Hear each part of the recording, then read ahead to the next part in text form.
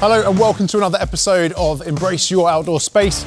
Today we're going to be looking up, we're going to be staring up into the canopy because the leaves are dropping, exposing the branches. And with all that stormy weather we're having, we want to make sure our trees are kept in the best health possible. So it's time to start tackling some of that loftier lopping and chopping. And in order to do so, I'm going to need a pole chainsaw. Take that tree. What are you doing? You said to cut the tree with a pole chainsaw. Yeah, the Greenworks pole chainsaw.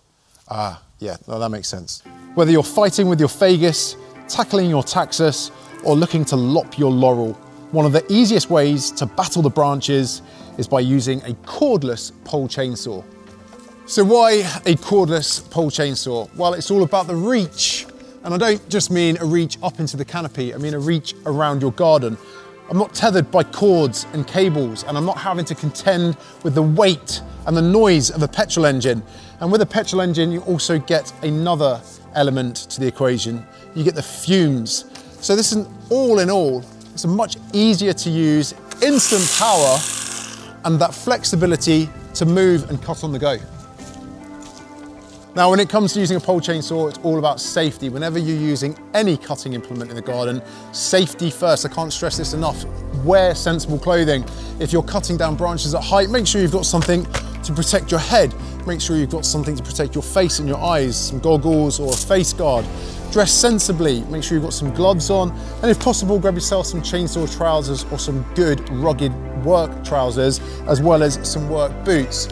And it's all about keeping an eye on what you're cutting. You want to make sure that the butt of the chain blade is pressed up against the branch, and then that is when you start to activate the cutting blade. So in this case, we're going to take away this bit of diseased branch here, butt up, pull down, and let the tool do the work.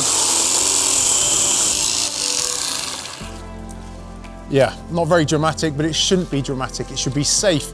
And the virtue of not having to contend with the boisterous, loud petrol engine is that I've got a good, safe working environment. I can hear what's going on in my surroundings, and I've always got my eye on what it is I'm cutting to make sure that if anything does drop, I'm avoiding it as it does fall.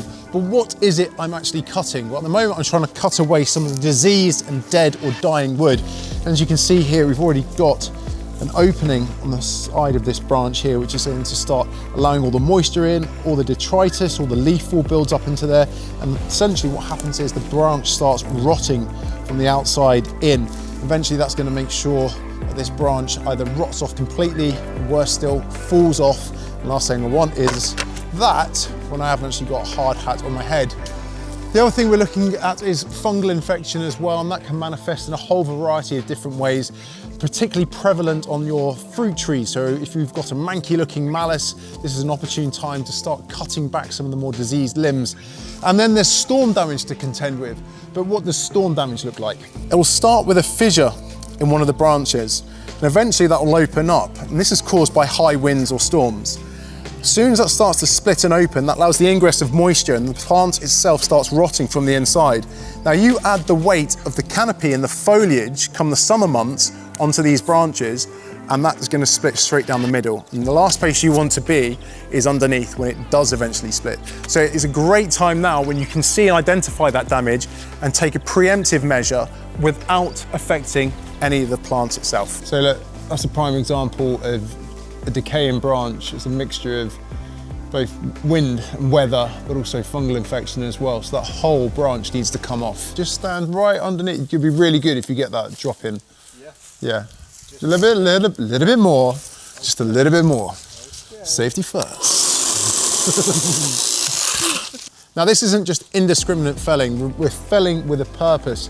We're taking the stress off of the plant, because if this branch cracks in the wind or starts becoming susceptible to more moisture ingress, the bigger the branch, the more of a negative effect that's going to have on the overall tree. And it's also increasing the safety of your garden as well, especially if you've got kids and young kids or big kids who like climbing trees. Man, I am old. Oh, don't put this bit in the video. Such a sleek mover, aren't I? Then you want to make sure those trees are as safe as possible. It's just a nice bit of peace of mind. And the good thing about when you drop these is that you could actually use them in the log burner or fuel over the winter months. So to recap, here are a few do's and don'ts when it comes to using a pole chainsaw. Do dress appropriately.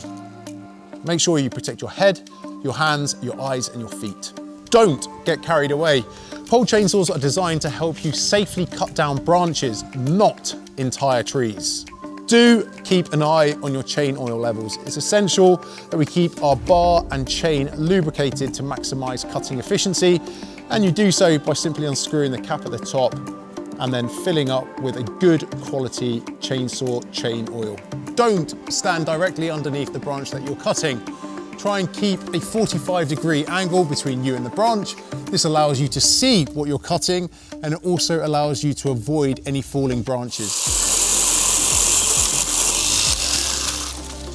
Now, any time of the year we can find ourselves with plenty of work to do in order to enjoy and maintain our outdoor spaces. And as the seasons change and the tasks change, it's nice to know that with an ever-growing range of cordless garden tools, all we have to worry about changing is our battery from one tool to another. If you want to find out any more, check out the link at the end of the video.